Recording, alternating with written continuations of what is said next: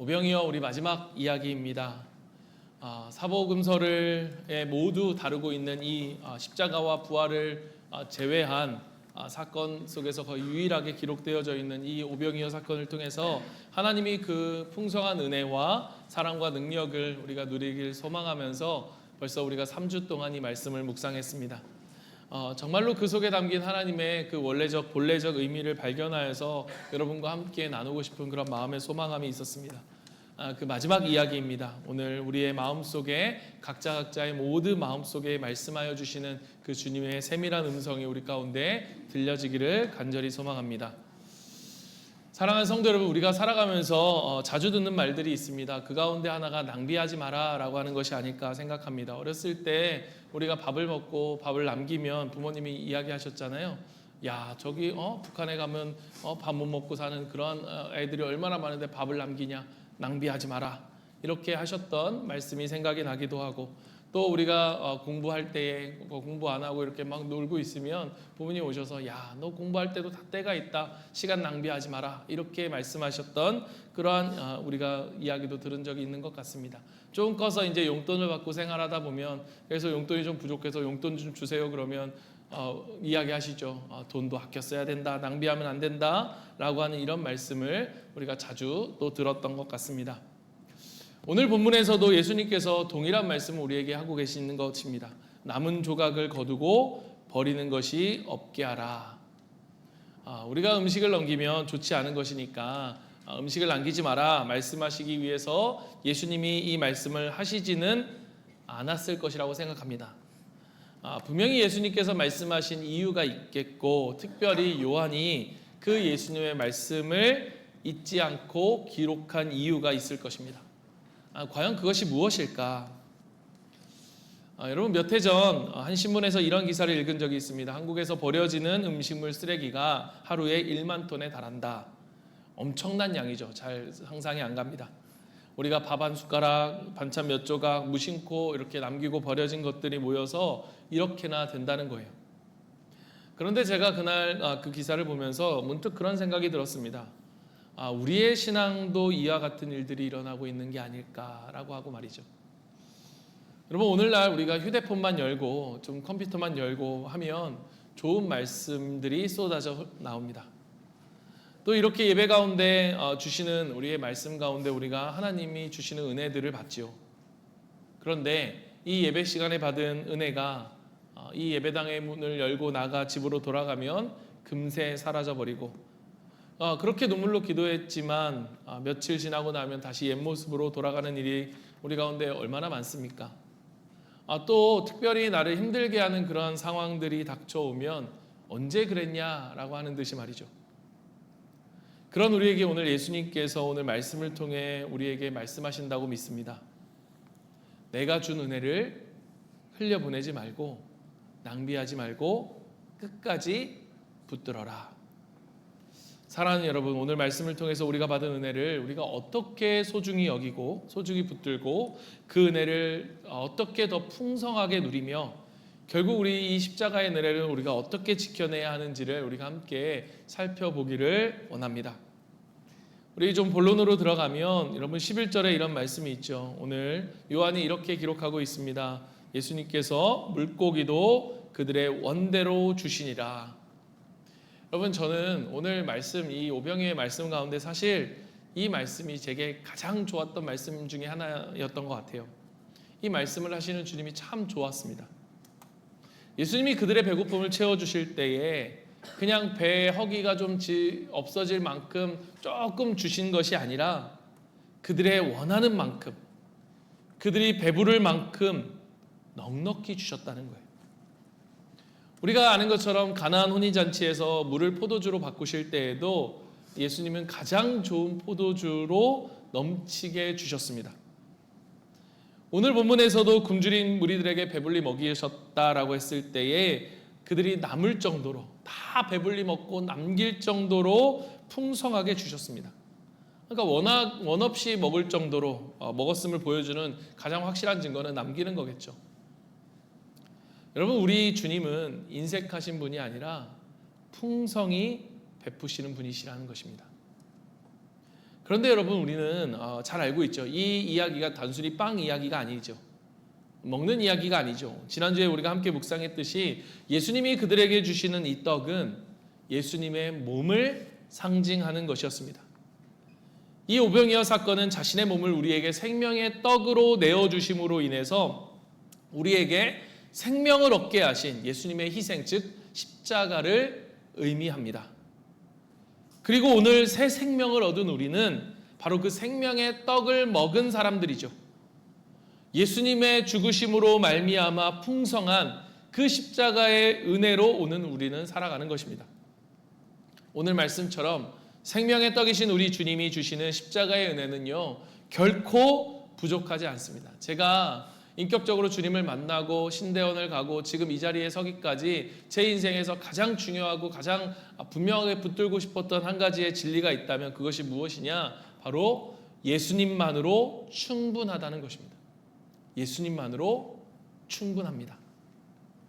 여러분, 예수님의 십자가의 은혜는 우리의 어떠한 죄, 우리의 어떠한 연약함도 감싸시고 용서하기에 충분하고, 그 예수님의 십자가의 은혜는 우리의 어떠한 깊은 상처, 그 누구도 치유하지 못할 그 깊은 상처도 온전하게 치유하시기에 충분하며, 아무리 해도 불확실해 보이는 우리의 인생 가운데 우리의 미래를 보장하기에 우리 주님은 충분하신 분이시라는 거예요. 여러분, 그래서 사도 바울이 이런 고백을 하는 것 같아요. 고린도후서 6장 9절부터 10절을 보십시오. 무명한 자 같으나 유명한 자요, 죽은 자 같으나 보라 우리가 살아있고, 징계를 받은 자 같으나 죽임을 당하지 아니하고. 10절 같이 읽겠습니다. 근심하는 자 같으나 항상 기뻐하고, 가난한 자 같으나 많은 사람을 부요하게 하고, 아무것도 없는 자 같으나 모든 것을 가진 자로다. 아멘. 사랑하는 여러분, 우리는 성도입니다. 성도는 예수님을 가진 자입니다. 그래서 모든 것을 가진 자예요. 그렇기에 주님이 주시는 은혜는 언제나 충분하다는 거예요. 그런데 여러분, 왜 늘 우리는 부족해 보이고, 왜 우리가 받은 은혜는 늘 금방 사라져 버리는 것 같습니까? 문제가 무엇입니까? 여러분, 그분의 은혜가 부족해서 그것이 아니라, 은혜의 부족함이 문제가 아니라 우리가 받은 그 은혜를 그냥 흘려버리고 낭비한다는 거예요. 그래서 오늘 주님이 말씀하십니다. 12절 말씀처럼 남은 조각을 거두어 버리는 것이 없게 하라. 우리에게 주신 이 생명의 떡, 바로 그 주님의 은혜를 낭비하지 말라는 거예요. 우리가 받은 은혜를 잊어버리고 쉽게 흘려보내고, 아니 그것을 싹으로 취급하지 말라는 것입니다. 여러분, 우리가 받은 은혜가 과연 어떠한 은혜입니까? 여러분, 우리가 이 예수님만으로 충분한 은혜, 그 은혜를 묵상하는데, 여러분, 제가 예전에 어떤 목사님께 들었던 한 이야기가 생각이 나더라고요. 여러분, 제가 이 하드웨어가 그렇게 충분하지 않아서 이렇게 저장하는데 좀 어렵습니다. 그래서 이 오래 저장을 못합니다. 그래서 빨리빨리 옛날 건 잊어버려야 또 새로운 것을 저장하고 하는데, 이 이야기만큼은 제게 굉장히 충격적인 이야기였어요. 이 어느 목사님 댁에 7년 동안 아이가 없었대요. 그래서 아이를 간절하게 원하는데도 생기지 않더니 7년 만에 이 아이를 갖게 된 거예요. 임신이 된 거예요. 너무너무 기쁘죠. 너무너무 행복하고 너무너무 기쁜 소식. 그런데 기쁨도 잠시였습니다. 문제가 생긴 거예요. 이 산모인 엄마에게 병이 생긴 것입니다. 통증이 느껴져서 병원에 갔더니 큰 수술을 해야 한다는 거예요. 그런데 수술을 하려면 전신 마취를 해야 하기 때문에 아이를 지워야 한다. 의사는 아기는 또 가지면 되지 않겠습니까? 산모 사는 것이 먼저죠 라고 했지만, 이 목사님 부부는 도저히 아이를 그냥 지울 수가 없었고, 아직 뱃속에 물론 몇 주차 되지 않은 그런 상태의 아이였지만, 이 아이에게 찬양도 불러주고 기도도 해주고 심지어 이름까지 영빈이라고 하는 이름을 지어주고, 그렇게 인격적인 교제를 나누고 있었는데 어떻게 아이를 지울 수 있겠느냐. 그래서 이 병원이 아닌 다른 병원, 그래서 또 다른 병원도 가봤지만 그 의사도 또 다른 의사도 똑같은 이야기를 한 거예요. 그래서 이 목사님이 사모님에게 아마도 하나님이 우리에게 더 큰 선물을 주실 것 같다라고 하면서 아이 갖는 것을 다음으로 미루자라고 이야기를 한 거죠. 그런데 사모님은 그럴 수 없다고. 그래서 이 사모님이 의사에게 찾아가 이렇게 말한 거예요. 마취가 문제라면, 마취 때문이라면 마취를 안 하면 되지 않겠습니까? 의사는 절대 안 된다고. 그럴 수 없다고. 이건 미친 짓이라고. 이건 절대 참을 수 있는 고통이 아닙니다. 그런데 그 의사를 끝까지 설득하여서 그 안 되는, 말도 안 되는 일을 시도를 한 거예요. 수술대 위에 산모의 사지를 묻고 너무 고통스러울 거기 때문에 이 고통으로 이를 물다가 이가 상하는 일이 없도록, 이를 악물다 상하는 일이 없도록 입에 솜을 가득 집어넣고 아주 최소한의 부분만 마취를 하고 수술을 감행한 것입니다. 여러분, 이 산모가 겪어야 할 이 두려움, 여러분 얼마나 컸겠습니까? 이 고통이 얼마나 컸겠습니까? 이 산모가 비명을 지르다가 기절하고, 또 고통이 너무 크니까 깼다가 또 비명을 지르다 기절하고, 그렇게 몇 번의 기절을 하고 깨어나고 기절을 하고 소리를 지르고 하는 일들이 반복되어졌습니다. 그리고 목사님은 이 수술실 밖에서 정말로 피눈물을 흘렸죠. 그렇게 목사님 부부는 자녀를 향한 지극한 사랑으로 정말로 인간으로서는 상상할 수 없는 어마어마한 희생과 고통을 치렀습니다. 여러분, 이렇게 얻은 아이는 얼마나 소중하겠습니까? 이 소중한 아이에게 그날 이 아이를 낳은 나를 생각하면서 어머니가 편지를 쓴 거예요. 사랑하는 아이야, 내가 태어나기 위해서 엄마는 지옥 같은 고통을 겪었단다.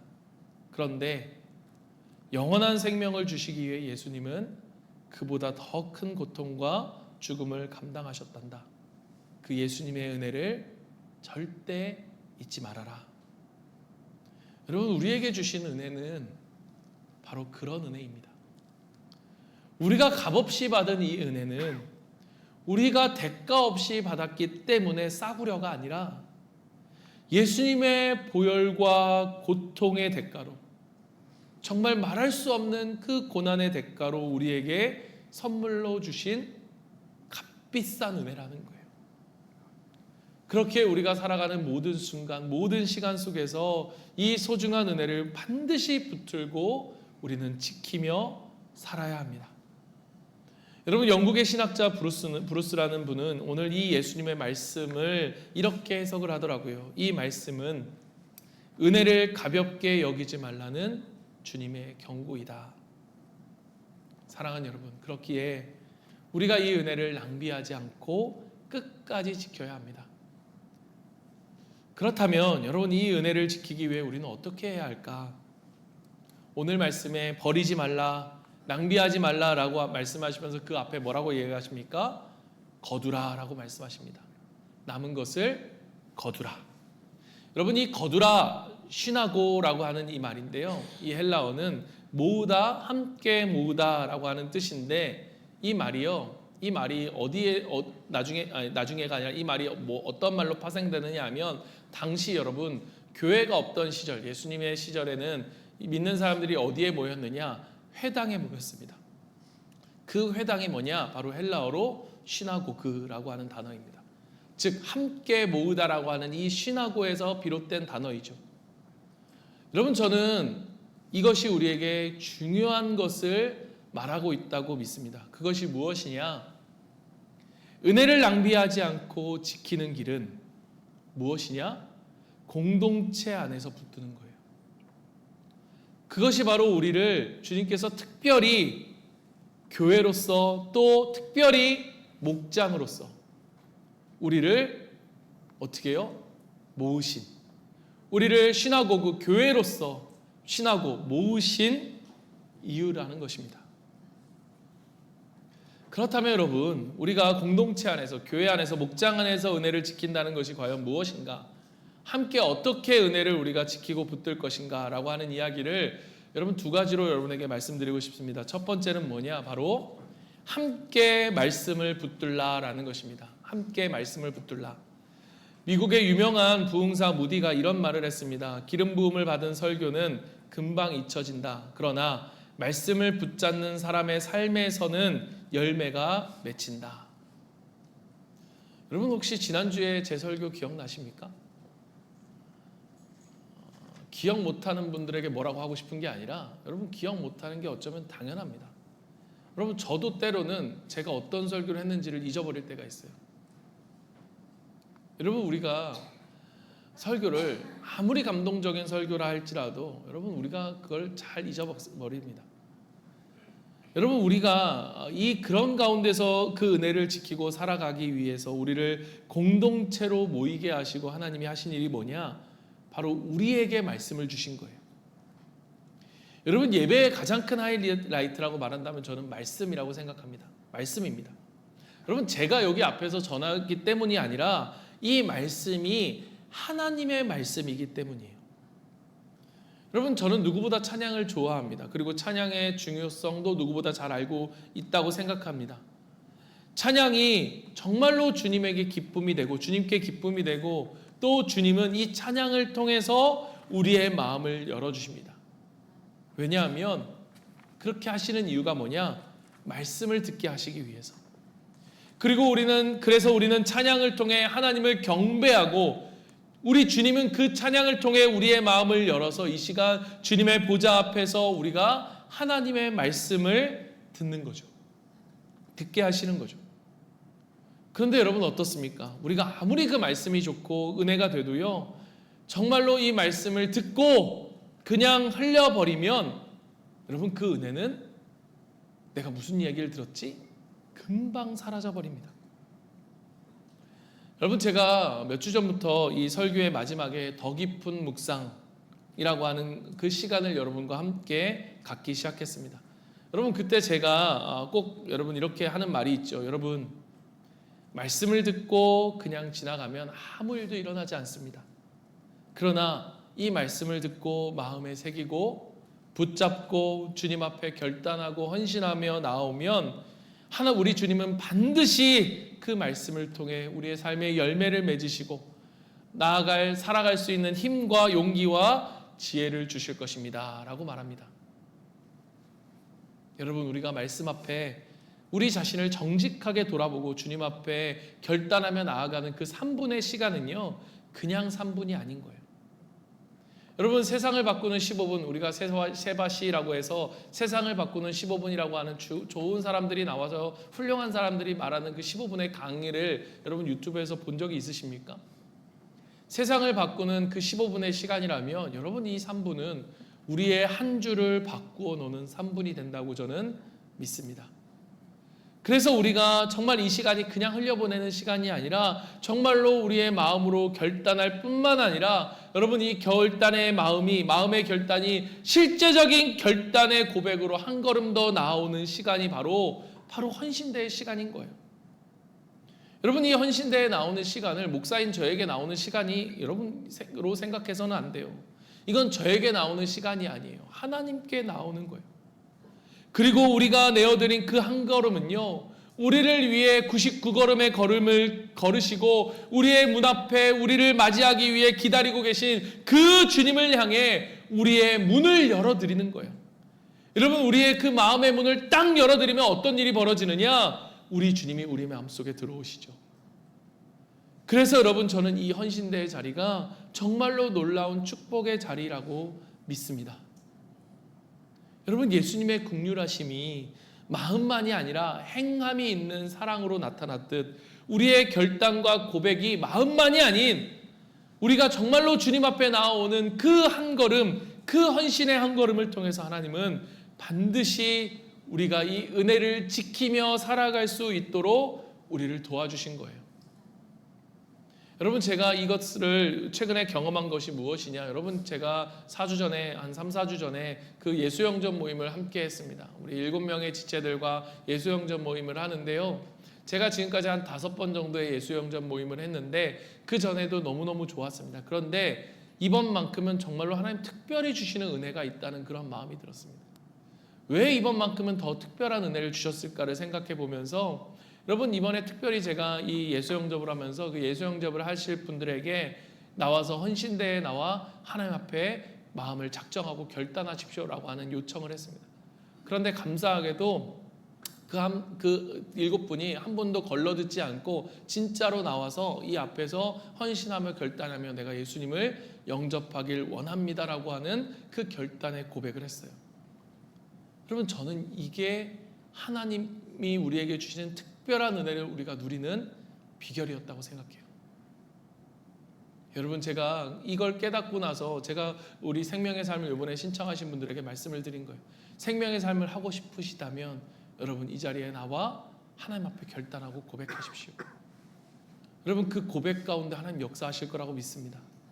여러분, 정말로 이번 생명의 삶에 정말 그렇게 나와 결단하고 헌신하고 고백하신 분은 정말로 다른 그러한 정말 우리의 삶이 변화되어지는 그 생명의 삶을 누리고 생명 언어의 삶을 누리고 말씀이 삶이 되는 그러한 놀라운 은혜의 시간 경험들이 우리 가운데 있을 줄 믿습니다. 여러분, 우리가 살아가다 보면 청년들은 학업과 취업 준비 속에서 불안과 비교의식 때문에 그 은혜를 흘려보냅니다. 직장인들은 승진과 성과 압박 속에서 말씀대로 정직하게 살면 손해본다라고 하는 그러한 유혹 앞에 은혜를 낭비합니다.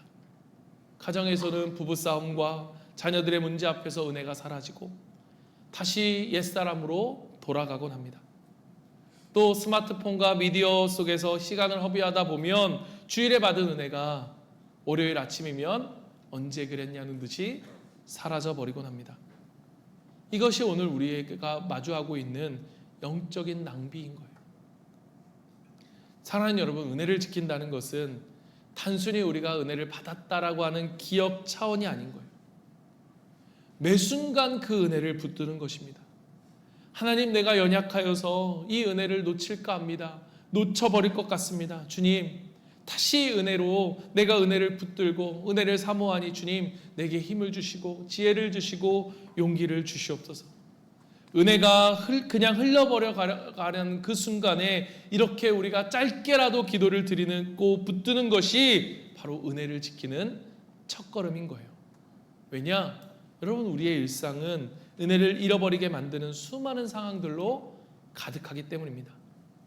여러분, 우리가 직장에서 억울한 일을 겪고 가정에서 갈등을 겪고 병상에 누워서 그러한 고통 가운데 있을 때, 또 교회 가운데 열심히 뭔가 봉사하고 섬겼지만 그러나 그러한 오해와 그러한 아픔 때문에 그러한 상처가 있을 때 우리는 우리 마음속에 그렇게 말하곤 하죠. 예수 믿어도 별거 없네, 별 수 없네, 아휴 그냥 됐다, 그냥 하지 말지, 그냥 대충 하자, 때려치자. 여러분, 사탄은요, 우리에게 그러한 고난과 상처라는 것을 통해서 우리가 받은 은혜를 잊어버리게 해요. 그래서 사도 바울이 우리에게 이렇게 말하는 것 같아요. 로마서 8장 18절에 보십시오. 생각하건대 현재의 고난은 장차 우리에게 나타날 영광과 비교할 수 없다. 베드로도 말합니다. 여러 가지 시험으로 근심하나 이는 믿음의 시련이 칭찬과 영광과 존귀가 되게 하기 위함이다. 여러분, 오늘 주님이 말씀하신 말씀과 똑같은 거예요. 남기는 것이 없게 하라. 나를 위해 흘린 그 값비싼 그 보혈의 피로 인한 십자가의 은혜를 절대로 낭비하지 말라. 어떠한 고난도, 어떠한 아픔도, 어떠한 것도 하나님이 우리에게 주신 은혜와 비교할 수 없다. 그 고난보다, 그 고난도 은혜보다 클 수 없다라고 우리에게 말씀하고 계신 것입니다. 사랑하는 성도 여러분, 우리 주님의 은혜는 그 어떤 것도 비교할 수 없고 그 어떤 것도 이 주님의 은혜와 사랑을 빼앗을 수 없음을 기억하십시오. 그래서 오늘 주님이 우리에게 명령하시는 거예요. 거두라. 남기는 것이 없게 하라. 끝까지 이 은혜를 붙들고 지키라는 것입니다. 여러분, 어떻게 하느냐? 우리가 공동체로서 우리에게 주신 말씀, 오늘 이렇게 주신 말씀을 우리의 마음에 새기고 순종하는 거예요. 주일에 받은 말씀을 그냥 흘려보내면 아무 일도 일어나지 않아요. 그러나 정말로 짧은 한 문장이라도, 한 단어라도 오늘 나에게 주신 말씀이 있다면 그것을 우리의 노트에 붙잡고 새기고 붙잡고 결심하고, 그리고 그 결심을 주님 앞에 드리며 헌신의 앞에 나와서 우리가 기도하고 결단하고 헌신하면 그것으로 우리의 한 주를 살아갈 수 있는 힘을 우리에게 주신다는 것입니다. 여러분, 이 헌신대에 나오는 것이 여러분 주일만이 되어서는 안 돼요. 우리가 매일매일 정말 말씀을 묵상하는 그 자리, 묵상하는 것이 어렵다면 우리가 새벽 말씀을 통해서 그 새벽 말씀을 듣고 정말로 매일매일 주님의 헌신대 앞에 나오는 그 심정으로 여러분 우리가 한 줄의 묵상을 밴드에 올리면서 고백하는 거예요. 그렇게 말씀을 붙들려고 하는 작은 습관들이 결국 은혜를 지키는 강력한 무기가 되는 것입니다. 두 번째는 여러분 목장 안에서, 공동체 안에서 은혜를 나누라라는 것입니다. 여러분 여기서 거두라라고 하는 신하고 아까 이 말은 누구에게 주어진 명령입니까? 거기 있는 제자들에게, 즉 공동체에게 주신 명령입니다. 즉 이거는 여러분 혼자 할 수 있는, 혼자 해야 하는 일이 아니라는 거예요. 우리가 함께 해야 하는 것이라는 것입니다. 이 은혜를 나누는 공동체, 교회, 목장이 여러분 무엇이냐? 이 은혜를 우리에게 지켜주는, 이 은혜를 흘러가지 않도록, 이 은혜를 빼앗기지 않도록 우리를 지켜주는 울타리이기 때문인 것입니다.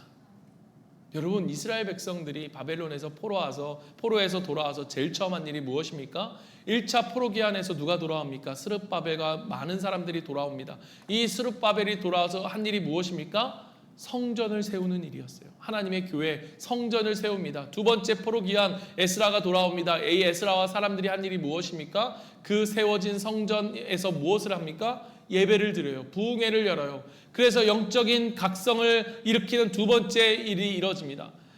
그리고 나서 세 번째 돌아오는 이 느헤미야, 이 3차 포로 기한에 느헤미야가 돌아와서 한 일이 여러분 무엇인지 아십니까? 성벽을 세우는 일이었어요. 여러분 이 성벽을 세우는 것이 뭐냐? 그게 울타리인 거예요. 공동체를 세우는 일이었던 것입니다. 여러분 성벽이 없으면 누구나 와서 마음껏 도략하고 마음껏 빼앗아 갈 수 있습니다. 지킬 수가 없어요. 그래서 그들이 성벽을 지은 거예요. 그들이 영적인 부흥, 그 영적인 은혜, 그것을 빼앗기지 않기 위해서 그들이 함께 성벽을 세운 것입니다. 여러분 이 성벽이 우리에게 필요한 거예요. 이게 뭐예요? 이게 바로 목장인 거예요. 그래서 우리는 목장에서 함께 모여서 말씀을 나누고 일주일 동안 이 말씀을 통해서 살아봤지만 그러나 그렇게 살지 못했던 우리의 삶을 나누고 그러나 그 가운데서 주신 하나님의 은혜를 나누고 감사를 나누고 기도하는 것, 그럴 때 비로소 이 은혜는 그냥 흘려가서 낭비되어지지 않고 우리 가운데 열매를 맺고 삶의 모습으로 풍성한 우리의 삶으로 나타나지는 것, 견고해지는 바로 그것이 바로 목장이라는 거예요. 여러분 이 12바구니가 남았다. 여러분 우연이라고 볼 수도 있겠지만 그러나 여러분 이 12이라고 하는 숫자는 이스라엘 백성에게 굉장히 상징적인 숫자입니다. 여러분 아시는 것처럼 12지파, 즉 온 이스라엘을 상징하는 게 바로 12라는 숫자예요. 여러분 그들이 낭비하지 않고 그 은혜를 거두자, 그 거두고 지키자, 그것이 무엇이 됩니까? 12바구니가 되어집니다. 그러니까 우리가 낭비하지 않고 이 온전한 은혜를 거두고 지키는 데 있어서 12바구니와 같은 이 교회 공동체, 은혜 공동체는, 이 목장 공동체는 우리에게 반드시 필요한 것임을 오늘 우리에게 보여주는, 상징적으로 보여주는 모습이라고 저는 생각해요. 여러분 사람 잘 변하지 않아요. 여러분 그렇잖아요. 우리가 잘 변하지 않아요. 말씀의 은혜를 받아도 잘 변하지 않는 것 같은 게 사람이에요. 그러나 여러분 문제는 뭐냐? 우리가 말씀을 받고 은혜를 받는 것이 중요한 게 아니라 그 말씀 받은 은혜를 가지고 우리가 오늘을 살아내는 게 중요하죠. 그런데 그게 어려워요. 여러분 가보세요. 여러분 직장에서, 여러분 가정에서 이 말씀의 은혜대로 살아내는 것 결코 쉽지 않아요. 그래서 우리에게 주신 게 뭐냐? 그게 목장인 거예요. 이 목장은 우리가 받은 은혜를 실천할 수 있는 우리에게 가장 안전하게 주신 훈련의 장소인 거예요.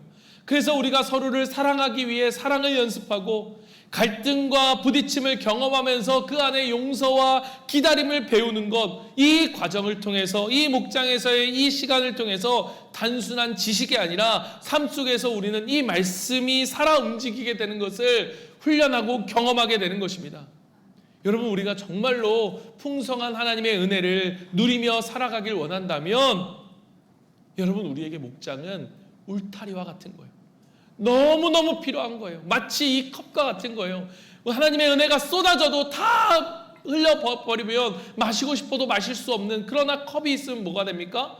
그 물을 마실 수 있게 되죠. 우리에게 목장은 그런 거예요. 여러분 그렇기 때문에 예수님이 나를 사랑하면 이 교회, 나의 몸된 교회를 사랑하라고 말씀하신 것처럼, 그래서 바울이 정말 주님을 사랑하여서 그 사랑을 몸된 교회를 섬기고 사랑하는 것으로 나타낸 것처럼, 여러분 정말로 주님을 사랑한다면 여러분 목장을 사랑하십시오. 크게 주님을 사랑하는 거예요.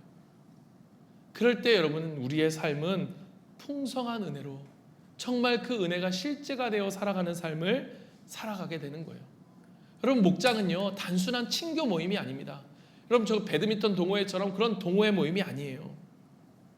우리의 삶의 풍성한 은혜를 우리에게 누리도록 우리에게 주신 한 몸으로 주신 그러한 한 몸 공동체이고, 우리로 하여금 그 은혜를 지키며 살아가도록 보내주신 그러한 우리의 사랑의, 그러한 우리의 삶의 훈련장과 같은, 연습장과 같은 그러한 공동체인 것입니다. 그렇게 여러분 작은 실천부터 여러분 가운데 해보십시오. 제가 주보에 칼럼에도 썼는데, 여러분 작은 실천을 우리가 그 말씀의 실천을 통해서 우리가 목장에서 누려가는 거예요. 그렇게 우리는 은혜를 지키며 은혜를 누리며 은혜가 우리의 삶을 변화시키는 삶을 살아가게 될 것입니다. 여러분 목장을 통해 하나님이 주시는 그 은혜를 풍성하게 경험하며, 그 은혜가 그냥 한번 딱 누리고 사라져버리는 것이 아니라 그 은혜가 사라져 낭비되지 않도록 우리 가운데 그 은혜를 지킬 수 있도록 우리 가운데 그 목장을 통하여서 하나님이 우리를 도와주실 것입니다. 말씀을 마칩니다. 사랑하는 우리 성도 여러분, 오늘 주님께서 우리에게 명령하세요. 남은 조각을 거두고 버리는 것이 없게 하라. 십자가를 통해 주신 그 귀한 은혜, 남은 조각이 있을 만큼 우리에게 주신 그 풍성한 은혜, 그냥 이거 먹고 그냥 배고픔이나 해결하라 라고 하면서 던져주신 게 아니라 우리가 원하는 대로 주실 그 풍성한 은혜를, 그러나 결코 낭비하지 말라는 명령입니다. 그렇게 여러분 오늘 이 말씀 앞에 결단하시기를 원합니다. 한 주간 정말로 내가 오늘 이 받은 말씀 붙들고 지키기 위해 정말로 그 말씀을 묵상하며, 그리고 매일매일 정말 이 말씀을 붙들고 살아가고 놓치지 않고 낭비하지 않기 위해 여러분 우리가 어떻게 해야 됩니까? 그 말씀을 묵상하고 우리의 삶의 작은 그러한 실천의 고백들을 통해 여러분 우리가 이 말씀을 지킬 것이다, 내가 말씀을 지키며 살아가겠습니다 라고 여러분 결단하십시오. 그리고 여러분 이 은혜를 지키기 위해 여러분 목장을 사랑하겠다고 결단하십시오. 여러분 목장이 없는 분들은 목장에 들어가셔야 돼요. 여러분 여기서 아무리 나와서 예배 드린다고 해도 여러분 우리의 삶이 변화되는 건 여러분 진짜 어려운 일이에요. 그러나 목장이 아무리 부족해도 그게 우리를 지켜주는 울타리예요. 여러분 그 목장에 소속돼서, 목장이 없다면 목장에 들어가기를 결단하시고, 또 목장이 있지만 내가 목장을 사랑하는 마음이 없었다면 목장을 사랑하고 하나님을 사랑하는 것처럼 목장을 사랑하기를 여러분 결단하고 고백하는 시간이 되기를 원합니다. 마지막 정말로 여러분 그 어려운 상황 속에서도 아무리 힘들지라도 여러분 예수님만으로 충분하다는 이 고백을 가지고 살아갈 수 있는 저와 여러분이 되길 원합니다. 그때 하나님께서 우리의 고백과 결단을 귀하게 받으시고 하나님이 우리 가운데 이 은혜를 지키며 살아가게 하실 것입니다. 아멘. 우리 더 깊은 묵상을 위해서 우리가 함께 나아가기로 합니다. 세 가지 묵상의 질문을 여러분께 드리고자 하는데요. 첫 번째 질문은, 여러분 우리가 받은 은혜가 있음에도 우리가 무엇이 나로 하여금 그 은혜를 그냥 흘려보내게 했는지. 여러분 때로는 아까 말한 것처럼 고난의 상황이, 또 여러 가지 우리가 받는 상처들이 마치 하나님의 은혜보다 그 상처가 더 큰 양, 우리가 그래서 그것들을 그냥 흘려버리고 있다면, 혹은 내가 그 울타리를 가지지 않으므로 그냥 보내버리고 있다면, 여러분 이 시간 우리가 그냥 그 은혜를 흘려보내지 않도록 우리의 울타리를 세우고 하나님의 은혜가 우리의 상처와 아픔보다 더 크다는 사실을 기억하면서 여러분 우리가 이 시간 그 하나님 그것들을 우리가 회개하고 또 고백하고 결단하는 그러한 묵상. 두 번째, 십자가의 은혜를 지키기 위해 내가 붙들어야 할 작은 습관이 무엇인가. 여러분 우리가 그냥 오늘 듣고 그냥 잃어버리고 일주일을 살아간다면 아무 일도 일어나지 않을 거예요. 그러나 그 말씀을 기억하기 위해 매일 아침에 시간을 하나님께 드리고 15분이라는 짧은 시간이지만 내가 새벽 말씀을 붙들고 살아가야겠다. 내가 이 말씀을 내 한 문장으로 정리해서 내 노트에 적어야겠다. 아니면 내가 정말로 헌신대에 나가는 심정으로 정말 한 줄 묵상을 올려야겠다라는 고백이 있다면 여러분 그 작은 습관들이 우리로 하여금 그 은혜를 지키며 살아가게 하는 거예요. 마지막, 공동체 안에서 은혜를 함께 지키고 나누기 위해 이번 주 내가 실천해야 할 것은 무엇일까? 우리가 목장 안에서 은혜를 함께 나누기 위해서 함께 지키는 공동체를 이루어가기 위해 내가 실천해야 될 한 가지는 무엇일까? 여러분 이 질문을 가지고 우리 이 시간 같이 한번 3분 정도 하나님 앞에 묵상하고 또 결단하고 고백하는 시간을 갖도록 하겠습니다.